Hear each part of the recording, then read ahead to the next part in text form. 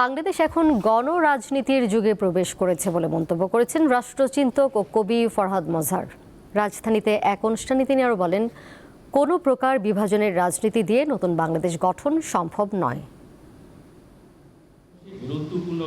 জুলাই অভ্যুত্থানের 2 বছর পূর্তি উপলক্ষে ঢাকা রিপোর্টার্স ইউনিটিতে জুলাই অভ্যুত্থানের অবদান, বিতর্ক ও ব্যর্থতার দায় পর্যালোচনা নিয়ে সংলাপের আয়োজন করে এবি পার্টি। দেশের ভবিষ্যৎ পুনর্গঠনের এই সংলাপে রাজনীতিক, বুদ্ধিজীবী সহ অংশ নেন বিভিন্ন শ্রেণী পেশার মানুষ। বক্তারা বলেন, জুলাই গণ অভ্যুত্থান কোনো আকস্মিক ঘটনা নয়।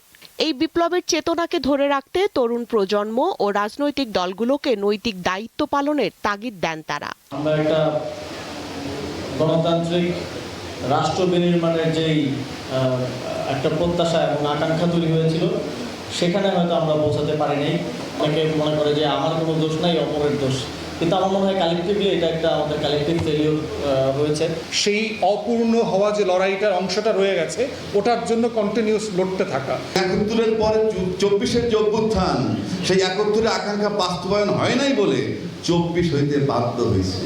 রাষ্ট্রচিন্তক ফরহাদ মজহার দাবি করেন, জুলাই বিপ্লবের পর দেশ এখন প্রথাগত দলীয় রাজনীতির বাইরে গিয়ে এক নতুন গণরাজনীতির যুগে পা রেখেছে। আমরা প্রবেশ করেছি গণরাজনীতির যুগে।